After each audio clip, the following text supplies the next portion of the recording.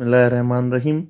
अस्सलाम वालेकुम dear students, chemistry class 9th। आज का जो हमारा टॉपिक है वो हम वैलेंसी के बारे में पढ़ेंगे।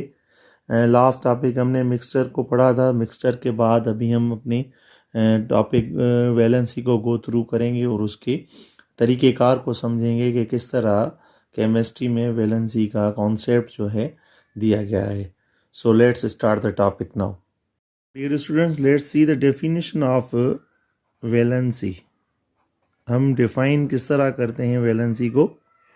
डिफ़ाइन हम इस तरह करेंगे, the combining power of elements of an element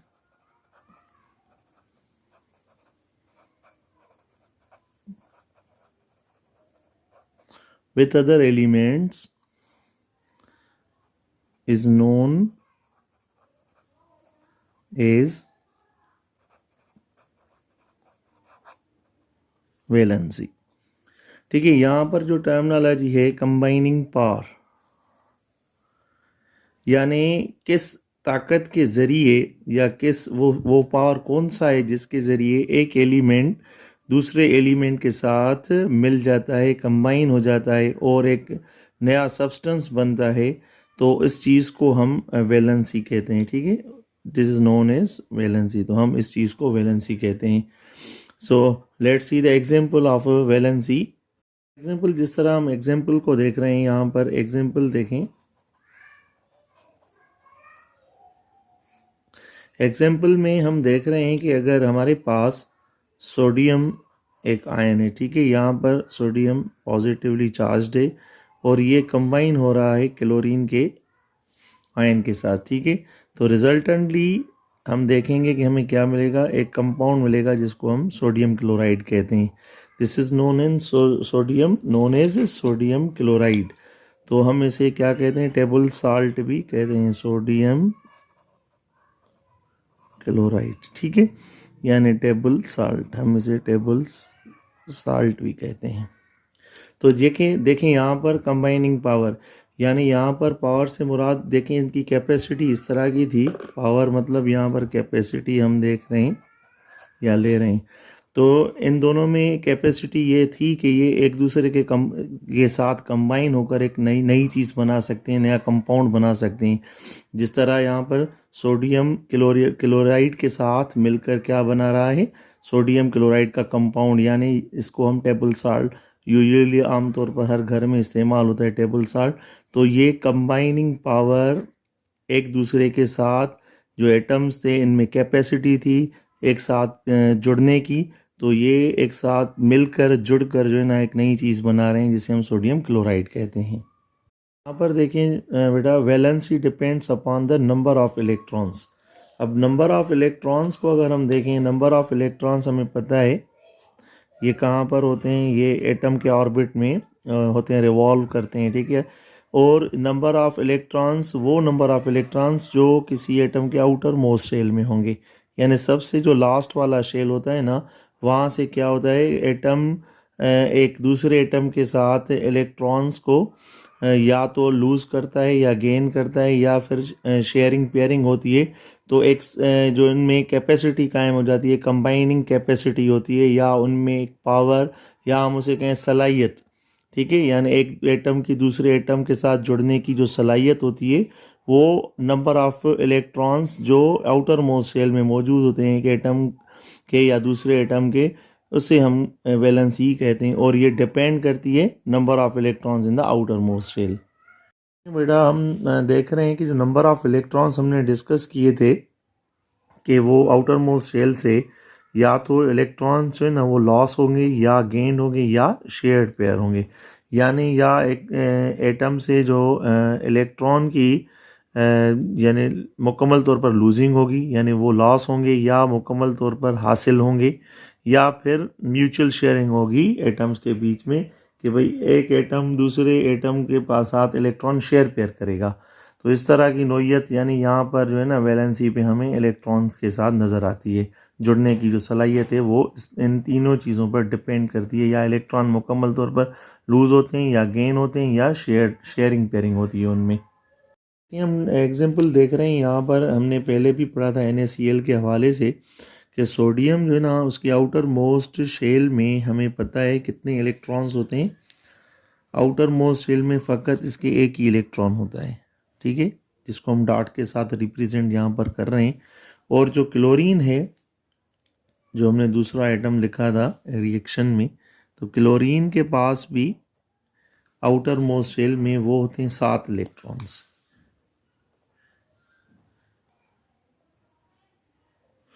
ठीक है, यहाँ पर हम देखेंगे कि ये जो दोनों एटम्स हैं आपस में क्या होगा कि यहाँ से सोडियम जो है ना एक मुकम्मल तौर पर अपना इलेक्ट्रॉन जो उसके आउटर मोस्ट शेल में है वो लूज़ कर देगा। ठीक है, यहाँ से इसका जो ये इलेक्ट्रॉन है ये मुकम्मल तौर पर रिएक्शन के दौरान क्या होगा, क्लोरीन के साथ मिल जाएगा यहाँ पर। तो जाहिर सी बात है अगर यहाँ से ये यहाँ पर लूज़ हो गया तो स्पॉन्टेनियस, यानी ये एक स्पॉन्टेनियस रिएक्शन है यहाँ पर कि जब ये सोडियम जो है एक इलेक्ट्रॉन लूज़ करेगा तो लाजिम सी बात है कि दूसरा जो एटम होगा वो ज़रूर गेन करेगा। तो ये अंडरस्टूड है कि जहाँ पर लूजिंग होगी वहाँ पर गेनिंग, एक कोई एटम होगा जिस पर यहाँ पर गेनिंग होगी। तो यहाँ से जो है ना हम देख रहे हैं सोडियम मुकम्मल तौर पर लूज़ कर रहा है एक एटम, और क्लोरीन इलेक्ट्रॉन, और क्लोरीन उस इलेक्ट्रॉन को गेन कर रहा है। तो यहाँ पर क्या हो गया, losing and gaining of electron हो गई। ठीक है, तो losing and gaining of electron भी हमने बताया था कि वैलेंसी में या तो इलेक्ट्रॉन लॉस होता है या गेन होता है। तो ये हो गई एक मिसाल लूजिंग और गेनिंग की। उसके बाद हम देख रहे हैं शेयरिंग पेयरिंग।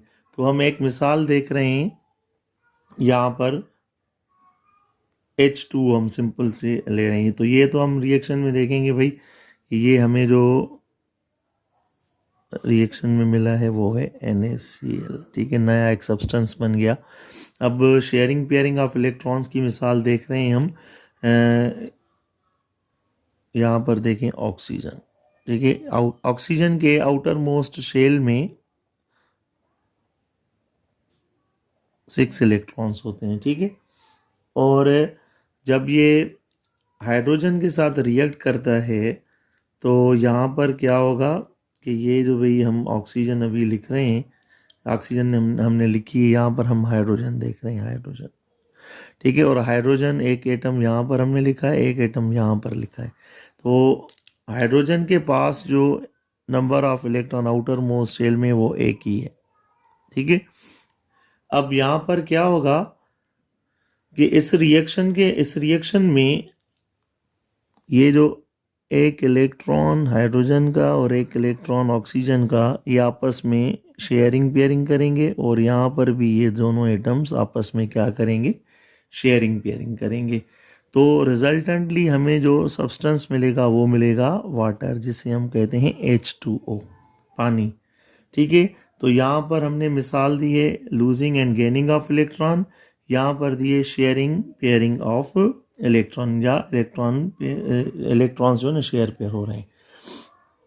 इन दो मिसालों यानी जो मिसाल दिए हैं उसके हवाले से दो चीज़ें देखेंगे। एक होता है केमिस्ट्री के अंदर जब हम शेयरिंग पेयरिंग या लूजिंग ऑफ और गेनिंग ऑफ इलेक्ट्रॉन्स की बात करते हैं तो हमें दो रूल्स पता होने चाहिए। एक होता है ऑक्टेट रूल। ठीक है, ऑक्टेट रूल क्या होता है कि किसी भी एटम के आउटर मोस्ट शेल, यानी जो लास्ट वाला शेल है, हम उसे वैलेंस शेल भी कहते हैं, उसमें जो है ना 8 इलेक्ट्रॉन हो, यानी 8 इलेक्ट्रॉन अगर होंगे किसी भी एटम के आउटर मोस्ट शेल में तो हम उसे कहेंगे कि वो स्टेबल एटम है, यानी उसकी स्टेबिलिटी कायम हो गई है, it established its stability.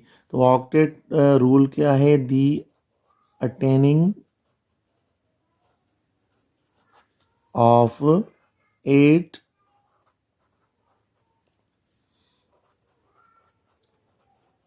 electrons in the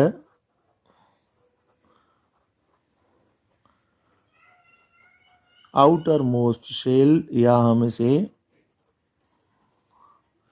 valence shell भी कहते हैं। आउटर मोस्ट शेल और valence shell of an atom is called octet rule।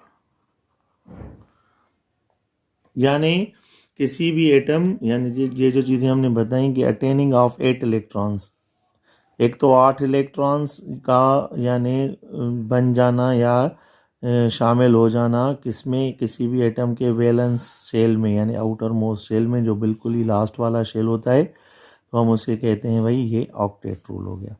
अब हम इसी मिसाल को, जो हमने NaCl की मिसाल पढ़ी थी, उसमें देख रहे हैं, उसको एटम की शक्ल देकर और उसका जो स्ट्रक्चर है उसको बनाकर हम इसे सीखने की कोशिश करेंगे। यहाँ पर देखें हम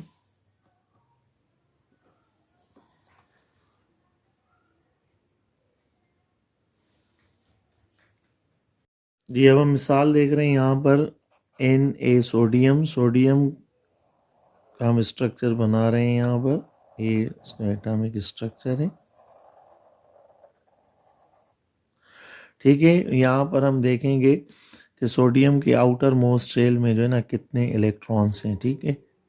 ये हम एक और शेल बना रहे हैं, ठीक भाई। तो यहाँ पर ये हो गया सोडियम का atom.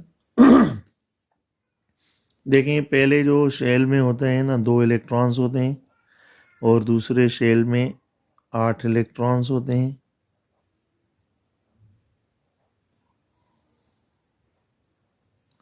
And the sodium's last valence shell contains only 1 electron.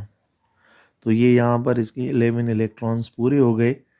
और अब हम इसका रिएक्शन क्लोरीन के साथ देख रहे हैं और क्लोरीन एटम को देखेंगे। अभी क्लोरीन ये हम बना रहे हैं उसका atom structure, atomic structure,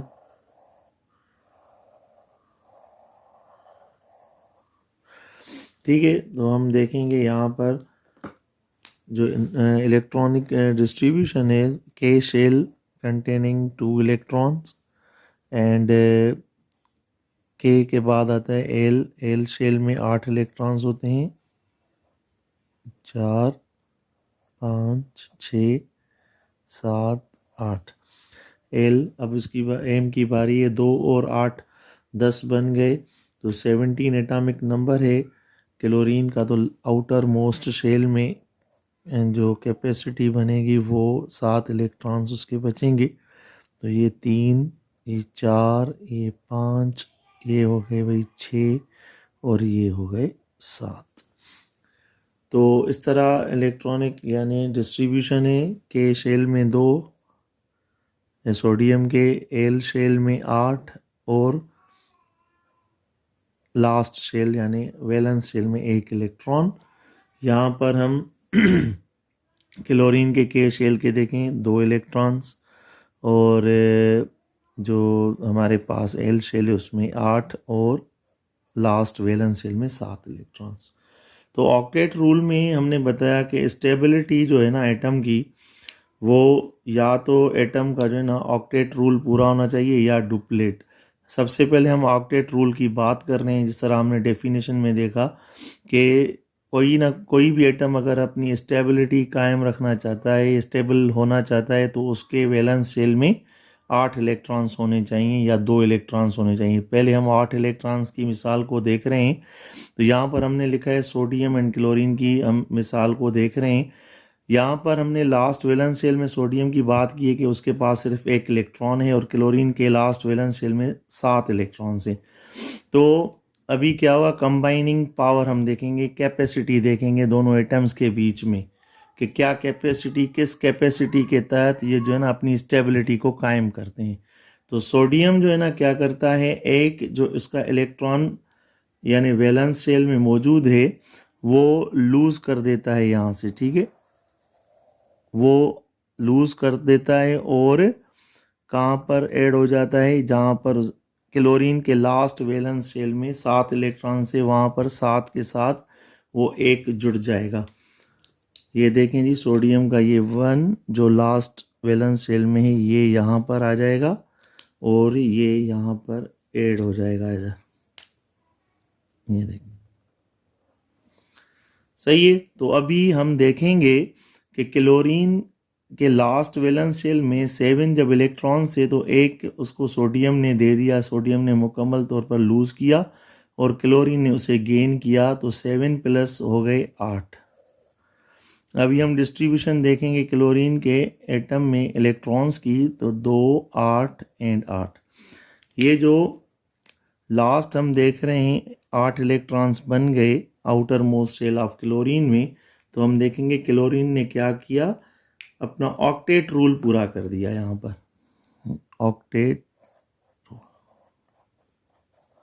octet rule के तहत। और हम देखेंगे कि क्लोरीन ने कितने इलेक्ट्रॉन्स गेन किए।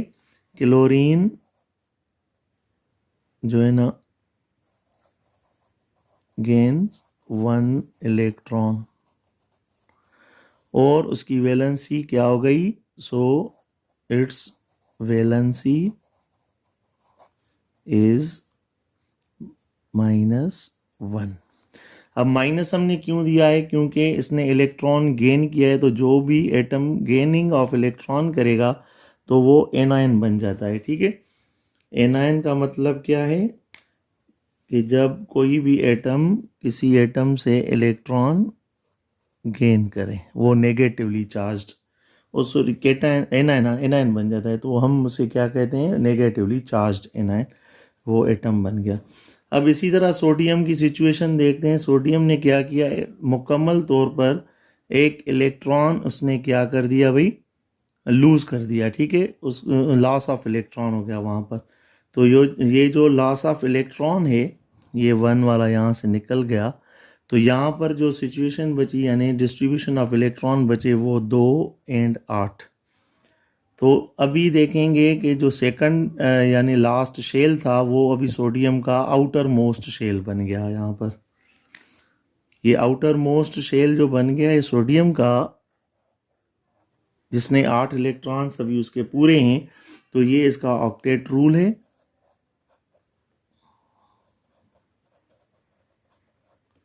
ये इसका ऑक्टेट रूल पूरा होगा, हेंस अभी ये क्या हो गया, सोडियम भी स्टेबल एटम बन गया है। तो इसी तरह ये हो गई losing and gaining of atoms. और जब हम देखेंगे कि सोडियम ने भी एक ही इलेक्ट्रॉन जो है ना वो लूज किया है, तो हम उसे कहेंगे, तो यहाँ पर हम लिख रहे हैं, थोड़ी स्टेटमेंट लिख रहे हैं जिस तरह क्लोरीन की हमने बनाई है, कि यहाँ पर सोडियम अब पॉजिटिवली चार्ज्ड आयन है, लूजेस कर रहा है वो 1 इलेक्ट्रॉन, उसने एक इलेक्ट्रॉन को लूज किया है, तो हम देखेंगे सो इट्स वैलेंसी, तो उसकी अभी वैलेंसी क्या बन गई भाई, इज +1। +1 हमने क्यों लिखा है, क्योंकि ये इलेक्ट्रॉन लूज करने के बाद कैटायन बन गया है। ठीक है, कैटायन का मतलब कि उसने एक एटम लूज किया और ये पॉजिटिवली चार्ज्ड आयन बन गया, एटम पॉजिटिवली चार्ज्ड। और यहाँ पर क्लोरीन एनायन, तो यानी ये नेगेटिवली चार्ज्ड।